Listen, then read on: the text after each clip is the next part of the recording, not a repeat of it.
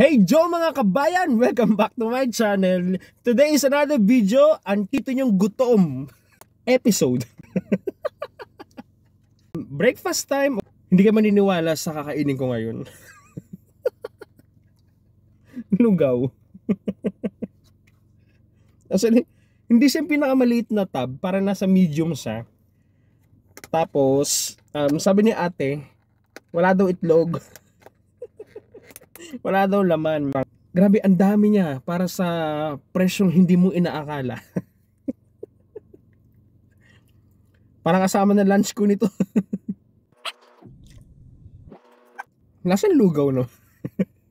Hindi, kidding aside, yes. Okay siya. Nag-strike lang sa isip ko. Bakit kaya pag may sakit, madalas lugaw ang pinapakain? Kayo, pag kumakain kayo ng lugaw, anong gusto niyo sa lugaw? Yung ganitong tuyo o yung medyo may sabaw? Sabihin ko nga sila ate. Sabihin ko, ate hindi to pwede, dapat ang lugaw nyo may boiled egg. Actually masarap siya. Wala nga na akong makita talagang yung parang sahog. Kahit added ng chicken. Bye-bye!